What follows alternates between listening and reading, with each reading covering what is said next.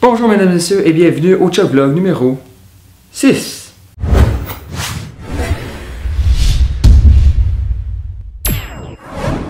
Aujourd'hui on parle d'un sujet hautement discuté, les fausses coupes. Mais avant, à la demande générale, j'avais réintégré la partie du jeu de cartes. Donc allons tout de suite dans le review du Fantastic Deck. Donc aujourd'hui, je vais vous faire un très bref review sur le Fantastic Deck. Le Fantastic Deck est un jeu de Dan & Dave. Alors la boîte est super belle. C'est un jeu qui se veut artistique plus que hein? Donc on a deux jokers ici qui sont quand même très cool. D'accord? Et ce qui est cool avec ce jeu, ce sont les dos. D'accord? Donc les dos paraissent vraiment cool. D'accord? Il y a une espèce de petite madame ici. Wouh! On a deux cartes blanches qui viennent avec les mains de dos. Le dos du jeu est vraiment très cool, mais ce qui fait vraiment sa particularité, c'est qu'il le fait qu'il est animé.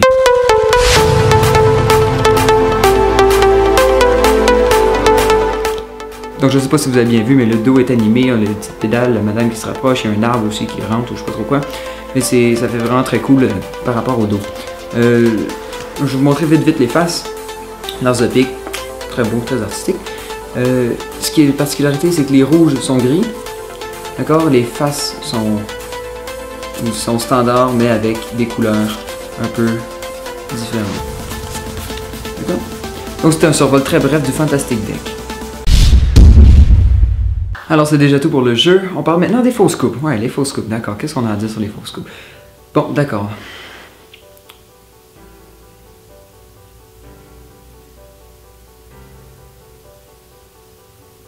J'ai aucune idée.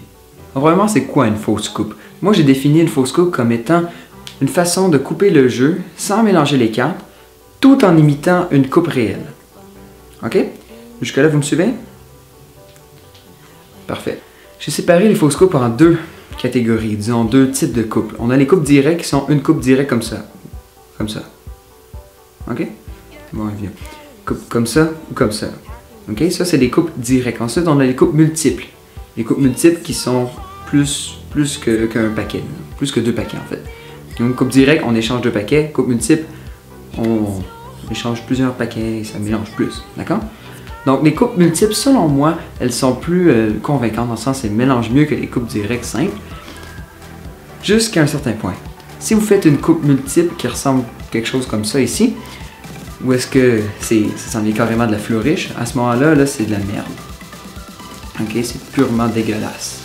Le spectateur, s'il vous voit partir des cartes comme ça, il voit bien que vous êtes capable de, à la limite, garder le contrôle et bien que ça coupe pas trop le jeu, au fond. Ouais? Non? Ok. Donc, selon moi, une coupe multiple bien faite est très convaincante si elle est fausse. Ouais. Donc, parlons un peu des coupes directes, d'accord? Les coupes directes sont cool, hein? Moi, je les aime. Donc l'avantage de la coupe directe, c'est qu'on peut le faire par le spectateur.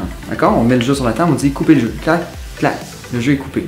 Donc vraiment, il faut savoir qu'une coupe directe ne mélange pas le jeu. Okay? Tout ce que ça fait, c'est que ça brise l'ordre, mais on a beau en faire des milliers, l'ordre des cartes va toujours être le même. Okay? Il suffit de couper exactement entre la carte qui était sur le dessus et sur le dessous du jeu, et ça replace le jeu parfaitement comme il était au début. Une fois que le magicien sait que ça ne mélange pas le jeu, que ça veut juste briser l'ordre, il peut utiliser des outils pour rétablir facilement l'ordre comme le jeu était au début.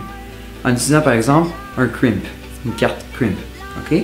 Ou de son beau français, le crépage. Ok, mais vous savez, les magiciens, vous savez c'est quoi. Donc ça c'est pour les coupes directes. Maintenant les coupes multiples, si vous faites une coupe multiple qui met en jeu plusieurs paquets et que les paquets sont vraiment interchangés sans que ça paraisse ultra contrôlé, ça peut être très convaincant. Ok? Ça, il faut être capable de faire des fausses coupes multiples. C'est plus dur que des fausses coupes très simples. D'accord? Donc une fausse coupe multiple, ça pourrait être quelque chose comme ça ici. Où est-ce qu'on aurait le jeu qui est séparé en trois paquets et ça fait une fausse coupe à la fin, mais ça paraît quand même être une bonne coupe. Il y a dernière chose que je voudrais dire, il y a deux autres types de coupes. Okay? C'est comme deux catégories qui sont comme interchangées avec les deux autres du début. Okay? Ce serait les coupes dans les mains et les coupes sur table. Okay? Donc les coupes dans les mains, vous savez tous c'est quoi, et les coupes sur table aussi en fait. Ouais. Non.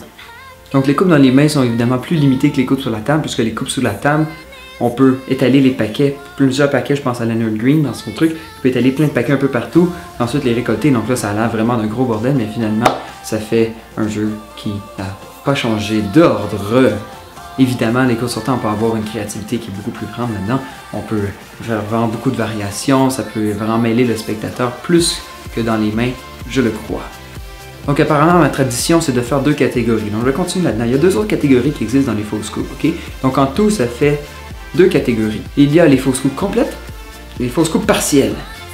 2 catégories. Faux scoop complète, qu'est-ce que c'est? C'est que l'ordre total du jeu ne change pas. D'accord? Donc ça, c'est plus dur à faire, plus dur à cacher, évidemment, vu qu'il n'y a absolument rien qui change dans tout le jeu. Ok?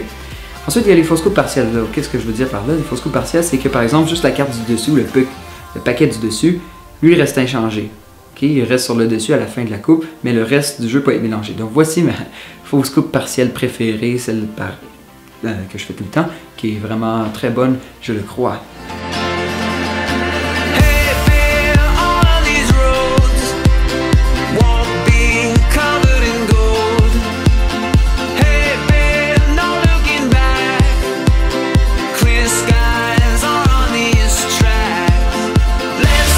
En conclusion, j'aimerais dire que les faux scoops, c'est très bien, il faut les incorporer dans notre magie. Par contre, faut pas juste faire ça, ok? Ça, c'est un peu stupide de faire ça. En fait, t'es con si tu fais ça. Fais pas juste des faux scoops, ok? Fais des faux scoops, mettons, un mélange suivi d'une fausse coupe. Ou un faux scoop suivi d'un mélange, suivi de plein de choses. Intègre-le, fais pas juste ça. Merci beaucoup d'avoir regardé le Chuck Vlog numéro 6. Ça me fait vraiment plaisir d'être là pour vous, parce que je suis là pour vous. Je suis votre maître. Moi, ça me ferait vraiment plaisir si vous pouvez aimer, commenter et surtout partager la vidéo parce qu'il faut partager la joie, hein? Ah ouais? Non? D'accord? Si vous avez des commentaires constructifs ou complètement destructifs, moi j'aimerais bien savoir ça. J'aime pleurer la nuit dans mon lit. Désormais, les épisodes vont être un peu plus courts parce que mon ordinateur ne peut pas faire le rendering de 20 minutes de vidéo. J'espère que ça vous plaît, les épisodes un peu plus courts. Je peux peut-être en faire des plus longs de temps en temps parce que je vais bientôt changer d'ordi. Pour l'instant, c'est ça qui est ça.